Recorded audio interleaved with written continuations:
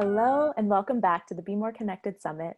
I'm your host, Elise Preston, founder of Be More Connected, and today I am here with the wonderful Justin Michael Williams. Hi, Justin. Hey, Elise, so happy to be here. Yes, I am super excited and super honored that you're joining us today. And so just a little bit of background about Justin. From growing up with gunshot holes outside of his bedroom window to starring and sharing the stage with Deepak Chopra, Justin Michael Williams knows well the power of healing to help us overcome our challenges. He is an author, a transformational speaker, a top 20 recording artist, and someone who's been featured in the Wall Street Journal and Grammy.com. With his groundbreaking new book, Stay Woke, he is teaching us about his over a decade of experience with meditation and mindfulness. And Justin is becoming a pioneering voice for diversity and inclusion and wellness. So thank you again, Justin, for being here. Thank you, Elise. It's really an honor and privilege. I'm excited to chat with you today. Yes, and I'd love to start by just getting a little information about where you are in the world right now and how you're holding up. Well, I'm holding up. I'm here. Yeah. I'm here. I was on my book tour just before all of this started, and had done 2 out of 15 cities, and then everything got paused, obviously, with everything that happened in the world with coronavirus. That for those of us who are privileged enough to call it a sacred pause, which has been a sacred pause for me. And so it was an interesting moment because I actually moved out of my apartment that I've been living in for the last 4.5 years in January, because I was supposed to be on tour for 6 months. And so I moved everything into storage, was like, oh, I'm going to have like a gypsy moment. I'm going to have like a nomad moment and like travel. And then Corona was like, time to go home, girl. I was like, well, what home? What home you talking about? Because my home is in a storage. And so, oh, wow. Yeah, so it's been a really dynamic moment for me, and just so much surrender, so much like trusting, like really, like I teach people, like trust the universe, like trust if you show up. And it has been showing up for me every step of the way. So I'm currently in Los Angeles, staying at a friend's place, and she's quarantined somewhere else. And so I'm here, and I'm grateful, and I'm healthy, and I'm well, and excited to just be here in this conversation with you. Wow. And wow, what a powerful time to be completely shaking up your whole foundation, your home, where your home base is. I'm sure this is going to come with a lot of lessons and a lot of blessings for sure. Oh yeah, that's it. And I also love to start off by asking folks about their journey of healing and what's gotten them to where they are today. Well, it's interesting, for me, Elise, like I grew up in a home with gunshot holes literally on the outside of my house, and domestic violence and trauma and alcoholism and also a lot of love in my family. I talked to my mom on the phone last night for 3.5 hours. First time we've done that in years, because I'm in this moment where my schedule's not so busy. I'm normally traveling and running, rushing on and off the phone, and just talked to my mom for so many hours last night. And we're super close, but like my dad and I are close, but growing up, it was hard. And for me, and I think for many kids, you find ways to adapt when you're growing up in these challenging environments, and we all have our traumas. Like we all have our own things, and we all find ways to cope with them. And I know one thing that, as I've been following Marianne Williamson, that she's been saying is, kids today are suffering from a level of PTSD that's similar to returning war veterans coming back from Iraq, but there's nothing P or post about it. Wow. But it's happening every day. It's present traumatic stress disorder every day. Right. And expecting them to learn. And this is how I grew up. And so my adaptation, luckily, wasn't selling drugs, wasn't, whatever. Mine was like, I'm going to be really smart, and I'm going to like get out of here. Like, that's like, I'm going to be an overachiever. That was the motivation. That was it. I'm going to get out. I'm going to be an overachiever. I'm going to get everything done. I'm going to be da-da-da-da. And I grew up being teased and bullied a lot for being gay, being feminine, being, when you're a little black boy growing up kind of in the hood, being gay is not the thing, and so I just wanted to leave. And I'm grateful to say that I did. I got a full ride academic scholarship to go to UCLA, and Incredible. I graduated with honors and the whole thing. But the thing that happened that was really interesting is I checked every box that I thought I was supposed to check. Got a scholarship. Now I'm living in LA. Now I have money. Now I'm out of the closet. I did it. I Yeah. was still miserable inside. Mm. And I was like, what? Like, how? What's this about? This is not what's supposed to happen, you know? Like, this Right. is not the way it's supposed to work. And the thing is I think so many of us do that. You know, we try to change our external circumstances, Mm. hoping that it'll change something inside of us. And that's not how it works. And that was my first lesson in that, you know, because Ooh. everything external was different. I was living in a bougie neighborhood in LA. I was out of the Yeah. closet. I was this, I was that. But the inside still was struggling. And so that is what opened me into my journey of healing through meditation and mindfulness and becoming a self-help junkie and, you know, all of that world when I was 18 years old. Yes. Yeah. And very exciting. You have a new book that is Yes. out, Stay Woke, a meditation guide for the rest of us, which is groundbreaking in so many ways. But I'd love you to share a bit about what exactly you mean when you say the rest of us. Okay, so this is a really good question. So, and also just a really important question, because the book Stay Woke, you know, I wrote for those of us who, so many styles of meditation especially, but many spiritual practices completely spiritually bypass the very real struggles and problems that we are facing in our world. Like when you're growing up with systemic oppression and racism and violence and trauma and homophobia and sexism and toxic masculinity and all the different things that All we're of it. facing in our world, how does this shit apply? Like, how does it actually apply? Not just like, oh, how do I send love and light? Yes, absolutely, we should do that. Like, Right. and you know what I mean? Like, and this shit's still happening. So Yeah. How do we make what this now? relatable? And so I wrote, actually, I'll grab my book. You know, my publisher had asked me, this is Stay Woke, this is my book. So Yeah. the publisher had asked me, you know, Justin, I want you to really define who the rest of us are. And so I wrote this, it's right in the beginning, it's the second page of the book, it's on page 3. It says, for my Black brothers and sisters, this is for you. For my LGBTQIA+ brothers and sisters, this is for you. For my women who've had enough, this is for you. For my starving artists and workaholic creatives, this is for you. For my conscious entrepreneurs who want to make an impact, this is for you. For those who've been discriminated against for their otherness, this is for you. For my social justice warriors, this is for you. For my tree-loving planet savers, this is for you.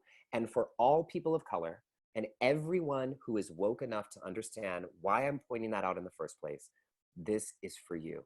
This book is for us, for the people. And so Yes. that's who it's for. And we can find ourselves in there if we're the people who are the rest of us. So that's it.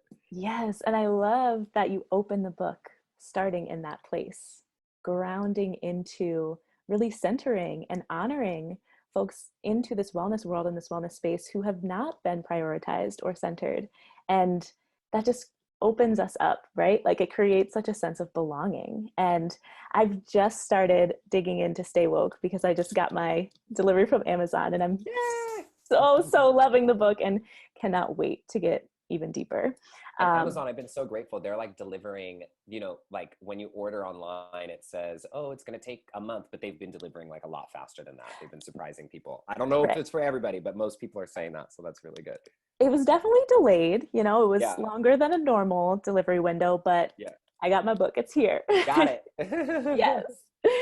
And in your book, you kind of outline and you share that there are 5 myths about meditation that we need to get over. And without giving too away, can you share a few of them and help us get more connected to starting our own meditation practice? I would love to. So I'll share 3 of them with you that I think are the most important, and the rest of them y'all could read in the book. I'm just kidding. That's right. But these are the 3 that I think are probably the most important to start out with. So the first is that people think, and I mean, I'm sure you've heard this over and over, Elise, that meditation is about getting your mind to stop thinking. It's not. That's a lie. That ain't it. That is a myth. That is not what meditation is about. Nor can you get your mind to stop thinking. Nor do you want to get your mind to stop thinking. Like for me, I think one of the things that's happened is there's all this kind of propaganda, for the lack of a better word, about what meditation is. And then what happens is we go, that ain't for us. Do you know what I Right. mean? Like, that's not for us. And one of Sure, those sure, things sure. is this idea that we have to get our minds to stop thinking. If we just bring some critical thought to that for a moment, like, you can't get your mind to stop thinking. That would be like me saying, oh, all right, y'all, we're about to meditate. Let me get your heart to stop beating. Like, no, Right. you would look at me like I was crazy. The mind is billions of neurons. I'm kind of like a science geek secretly, and I love there's a it. lot of that in the book. And, Mhm. the mind is billions of neurons smashing together, creating thoughts. What we want is not our mind to stop thinking. Mm. We want our thoughts to work for us instead of against us. And every Yes. once in a while, you'll run into somebody who says, oh, I've gotten my mind to stop thinking. And I'm like, no, you didn't. Because guess what? The idea that you got your mind to stop thinking is what? A thought. Like, you did not get your mind to stop thinking, And so Right. that's the first one, is that meditation is not about getting your mind to stop thinking. It's about getting your thoughts to work for you instead of against you. And when you're doing the right Yes. practice, it will help you do that. When you're doing the wrong practice, it feels like, oh my God, like trying to stop thinking, but I can't stop thinking. Okay, wait, wow, I'm gonna stop thinking about that. You know what I mean? It's just this whole drama happening. Totally. Yeah. And then we're beating ourselves up, And then the second myth that I think is really important is that people think that meditation is, people don't understand the difference between meditation and mindfulness. Hmm. And I understand why, because like we're starting to use these words interchangeably all the time when really they're Right. not the same thing. So, very simple definition for me is practicing mindfulness is the art of practicing awareness while doing something. And that something can be anything. So you could be mindfully frying chicken, which is an example that I give in the book, or tofu if you're vegan. You Yeah. can be mindfully running or biking or swimming or writing or singing or dancing. And this is why people say oftentimes, like, oh, running is my meditation or biking is my meditation, because when they're doing it mindfully in a place of focused attention, it gets them into this meditative state of Mm. flow. But meditation, so that's practicing mindfulness. Right. Practicing meditation is different. Practicing meditation is about just being alone with you. Whereas Mm. practicing mindfulness is about being mindful while you're doing something, and that something could be meditation. Practicing meditation is about you being with you. And if you can't be alone with yourself, and I know it's hard, we have to work up to it. But if Yeah. you can't be alone with yourself, how can you ever expect to know who you really are? How can you Right. ever expect to know who you really are outside of reflecting yourself off of other people or comparing yourself to other people? That would be the only way. And so practicing mindfulness is about the art of attention while doing. Practicing meditation is about paying attention to just you, your emotions, your thoughts, your feelings, and sensations. And that brings me to the third myth, which is really simple but really important, is that meditation is not about relaxing. It's another huge myth. People think meditation is supposed to be relaxing. And then when they sit to meditate and they feel anxious, they feel like they've done it wrong. The thing Mm. is meditation is not supposed to be about relaxing. Meditation is about becoming more alive. Beautiful. That's what it's about. More connected to your passions, more connected to your emotions, more connected to your feelings and your sensations and your body and your loves and your All of it. dislikes and all of it. And Mm. so when you sit down to meditate, sometimes you're going to feel some shit. And Yeah. sometimes it ain't going to feel good. And that doesn't mean you're doing it wrong. It means you're doing it right. And so Mm. those are, just a few myths that I like to get off the table real quick, before before we Yes. get into a practice. And I so appreciate you naming that distinction between meditation and mindfulness and creating some more clarity there, especially during this time when a lot of us are in our homes in self-isolation and really grappling with what it means to sit with ourselves and to connect in with ourselves and really grapple with the lessons that are coming up. And having a tool like your book to be able to support us in our process and our practice is Yeah. so incredible. And I really love the way that, this concept of staying woke, it's not necessarily just about challenging us to wake up, but that you also have brought to the forefront this challenge of asking us to dream bigger. Mhm. And I'd love if you could share about why you feel it's so important to dream bigger, and what really lies on the other side for us when we allow ourselves to step into that space. You know, Elise, when you grow up with violence and abuse, you dream of safety. Mm. When you grow up being teased for being different, you dream to belong. When you grow up living paycheck to paycheck, you dream of security. When you grow up in a broken home, you dream of stability. When you grow up being marginalized, you grow up dreaming. Your dream is for the same basic rights that seem to be afforded to everyone else by default. Right. And so what happens is, because of all the things that have happened in our lives, of course we forget to dream bigger. Like, it hurts too much to hold on to that dream because now we know about the system and about racism, about trauma and about sex, we know about abuse and alcohol, all this stuff, domestic violence and the Holocaust. And but before we knew about that stuff, there was this dream that incarnated with us.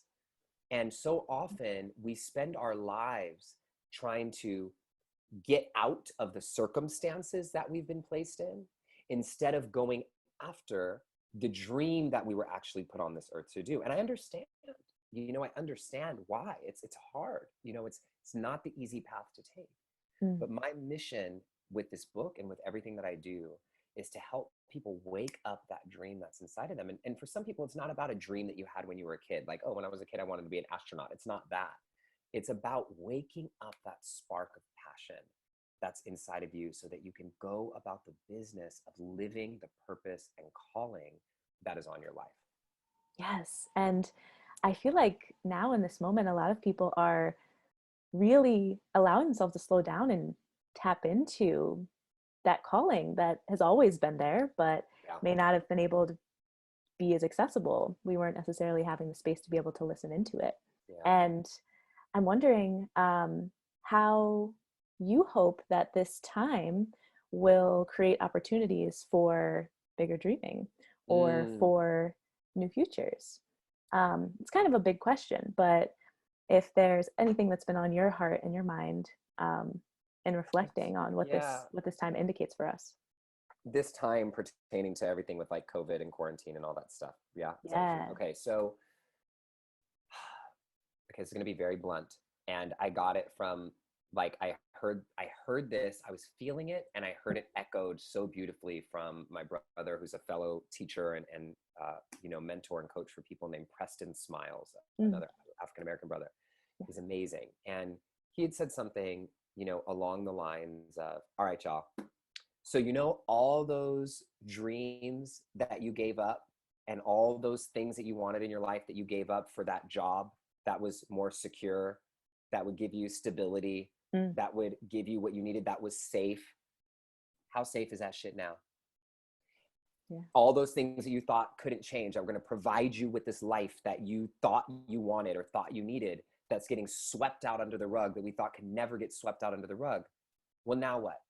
And it's not a shame game, but it's like, if we're gonna, it's for those of us who are at this blank slate moment, we have an opportunity. And I'm watching people, some people are just wishing and hoping that they can, after this is over, that their life will be something like it was before. But I ask people, did you actually really like your life before? For real, for real. It's an important question. And maybe some of it, but what are the parts that you didn't? Because now is a reset. As traumatic and hard as it might be for so many of us, now is a reset.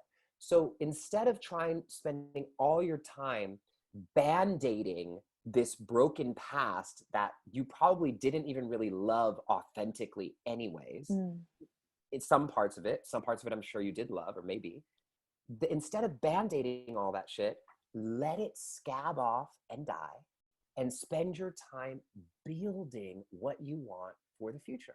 And I want to be very clear that this is not necessarily about find your purpose, make your entrepreneur dream jobs come true.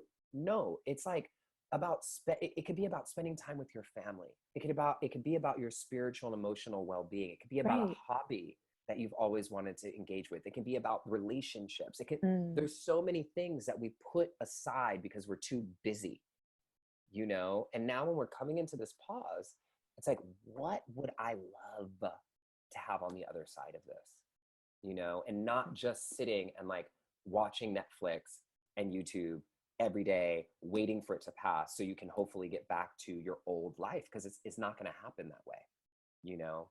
So, you know, that's very blunt, but that's what it is, you know? Right. And I think that is really important to have that conversation about, can we ever really go back to normal?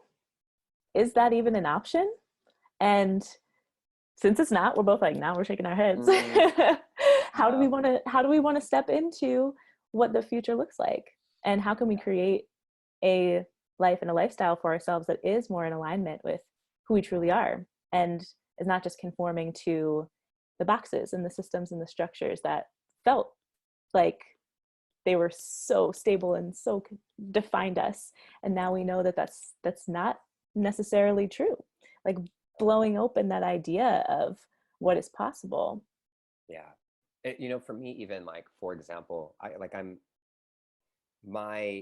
what I've been able to do during this time, like, is I've been always wanting to play guitar better and learn how to play guitar, but I'm always traveling and on the roads, and I'm not traveling with the guitar. So like, I've been able to sit and play guitar, and it's just been this beautiful, creative, filling me up, like, energy of something I've always wanted to do. And now I have time.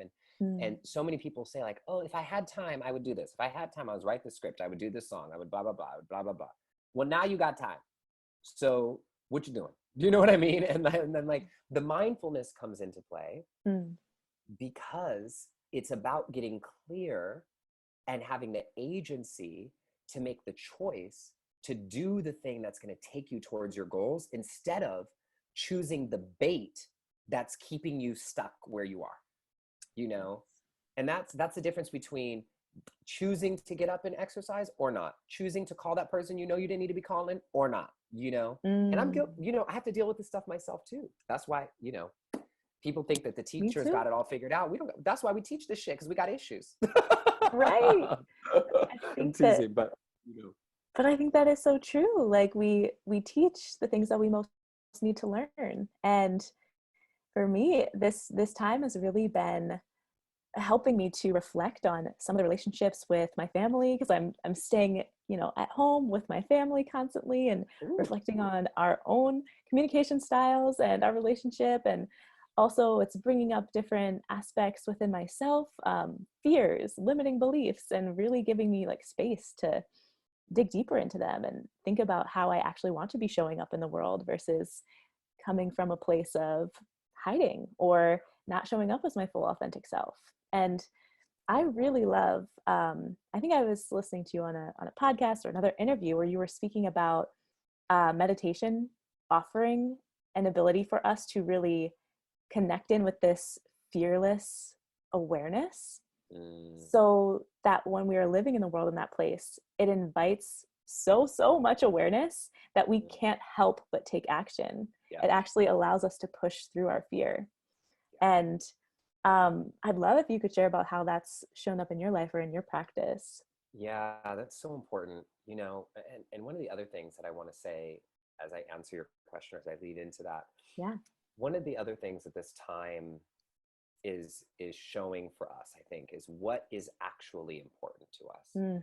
And it's been really interesting. Like, some of us are getting the opportunity to feel what is actually important to me. And like, last night I was on the phone with my mom for like 3.5 hours, and I'm always like rushing on and off the phone because I'm going around. And my niece, who's like just a year old, almost a year old, or maybe she's a year, I always forget exactly how old these little kids are, but like she took her first steps the other day, and I got to watch her on FaceTime, you know, and like, I'm having all this time with family that I normally don't get the chance to have. And I'm recognizing like, oh, this is so important to me. Like, I know my family is important, but like, me being present for this stuff is so important to me.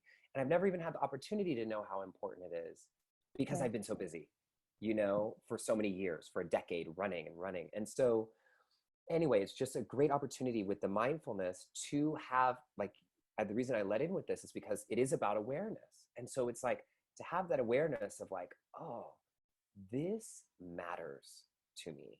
And so like, Mm. what am I going to do in my life moving forward to make sure that this still holds a priority, you know, in what I'm learning and how I move forward. And so when it comes to bigger social issues, which is, I think, when you heard me talking about this, is, you know, meditation. And this is the thing across every tradition, across every style that we can all agree upon, is that meditation is about awareness. One thing that it can be about is about awareness. And we all agree on that.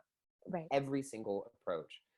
And if we are actually being aware, if we are actually being aware of what's going on in the world today, then that means that awareness is asking us to take Mm. action for our lives, for our families, for our communities, for our planet, and most importantly, for people who can't take action for themselves. And, you know, the reason I called it fearless awareness is because it's easy for us to be aware of the good stuff, right? Yeah. Which, yes, do that. And like, y'all, what's happening at the border? Like, awareness. And that does, it's not like, so what does that awareness tell you to do? It says, Yeah. get your ass up off your Right. meditation cushion and take action, even in a Mm-hmm. little way, in the way that is unique and authentic to you. So I don't suggest that everybody is out organizing and protesting and marching. That's not, because that's actually not even my way. But Mm-hmm. in what ways can you use your gifts and your talents and your skills and your abilities to serve, to be of service to all? Because I think if there's anything this virus is teaching us, you know, it's that the liberation of one of our groups is essential to the liberation of every single one of us. Like, So we are, key. the only way we're getting through this is together. We are all connected. Someone coughed in China and United States is shut down. Okay. Yep. So we are like, this is Deeply real, connected. Yes. you know? And so we have to come together. And that's the only way we're going to get through this. Yes. That right there is so key. And I so appreciate the way that this moment is offering us more of an ability to see that, because I Yeah. think that has always been the case, but it hasn't been something that's been so in the forefront of our minds. And now that that kind of has been unveiled and we're becoming more aware of it, what are we going to do with that realization Yeah. that we belong to each other and that what I do impacts you and what you do impacts me? I think that's something that we can all be asking ourselves. Amen, sister. And I'm also curious about how you are seeing this time, this virus, impacting the wellness space, Mm, and how it's shifting conversations. Because, as we know, and as your book really clearly speaks to, wellness is not equally accessible to all different kinds of communities, and we're seeing how communities of color and LGBT communities, indigenous communities are being more detrimentally impacted by this virus because of existing health conditions and also because of accessibility to treatment.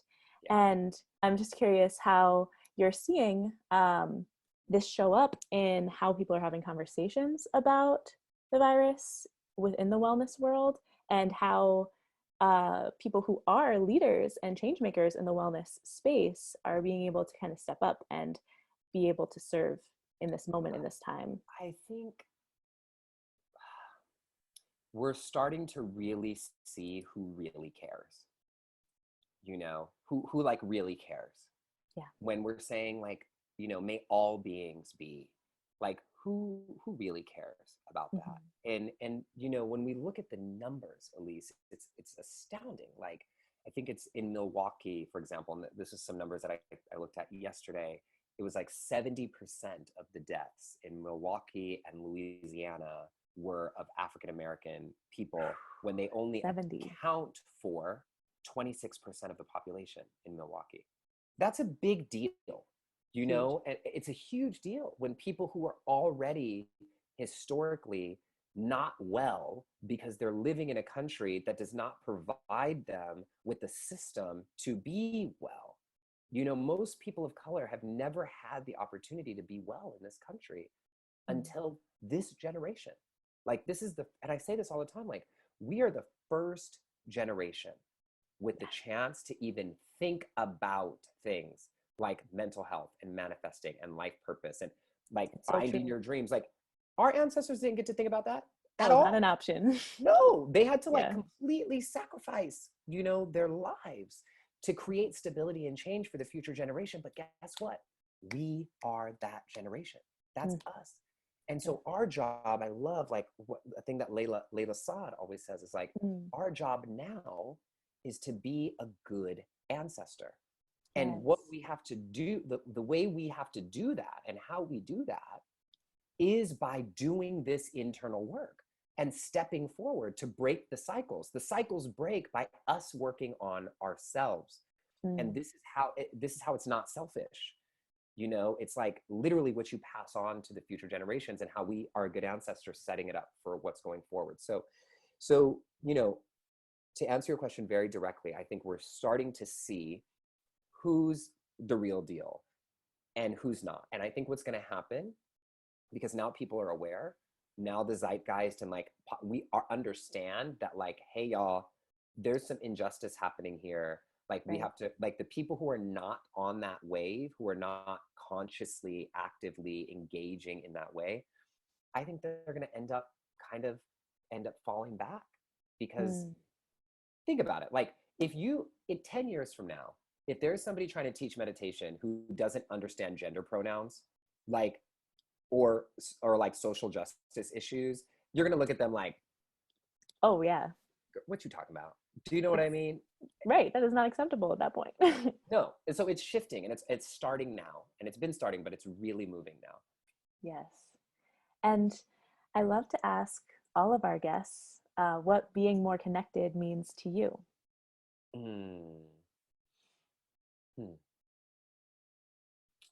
To me, being more connected means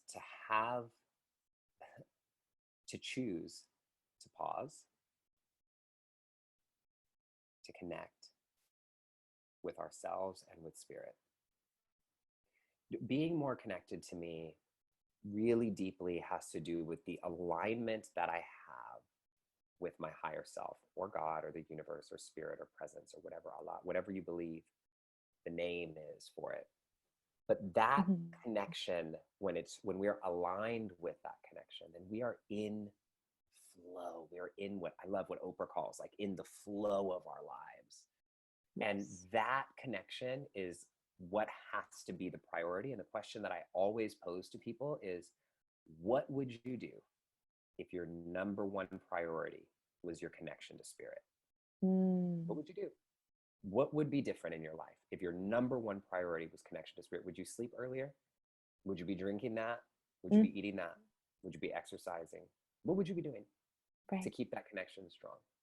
And so that's a guiding force for my life consistently, is how do I make this vessel, all of it, something that is a conduit that can be connected to spirit always.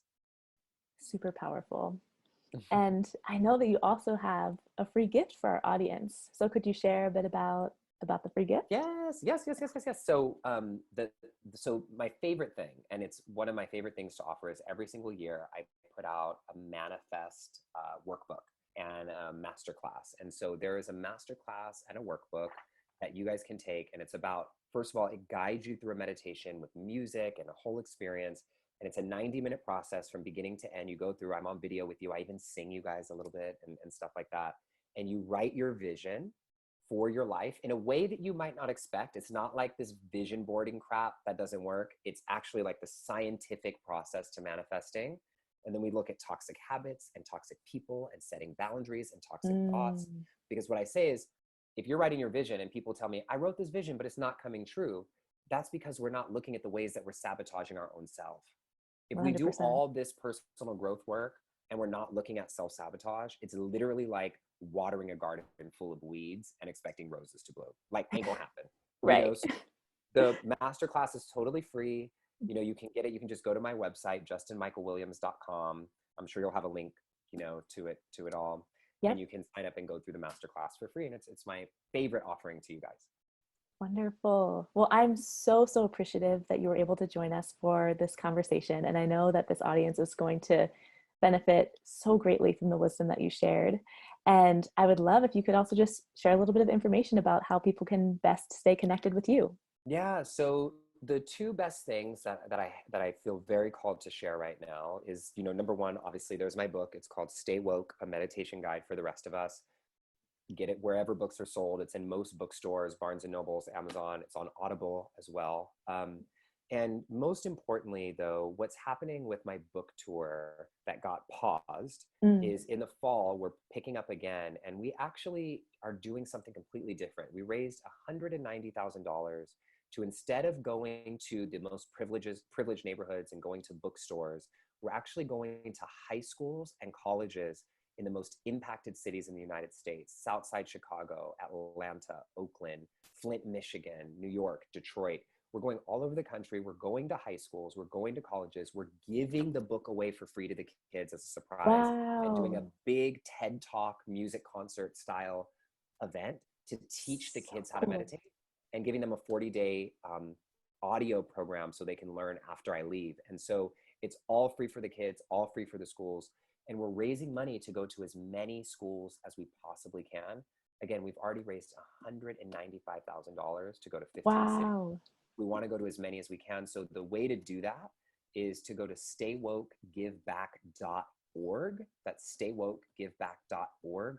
Every donation is fully tax deductible by my publisher's foundation, the Sounds True Foundation. And literally any donation helps. It costs $8 per child to give this to a kid. So you can donate little amounts. You could even, sponsor to bring us to your city. And there's options Incredible. are endless. So I really appreciate that. Oh, wow. Okay. So we will definitely be including that link as well with your Thank interview you. so that people can easily make that donation. And how powerful and how incredible to be delivering these resources directly to students in high schools They and need giving the book us. away for free. They need us. I know Wow. it's my Oprah moment with them on stage. I'm like, you're gonna book it. You're gonna book it. You're gonna book it. Wow. Yeah. Well, Justin, thank you so much for all the work that you're doing in the world and for showing up in such a powerful and transformational way for youth and for adults to be connecting more with their authentic selves and slowing down and creating space for more mindfulness, more freedom, and more liberation in their lives.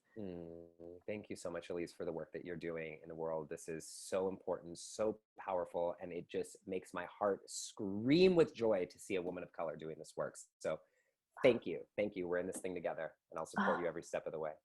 thank you. Thank you. Sending you so much love and so much gratitude. Much love.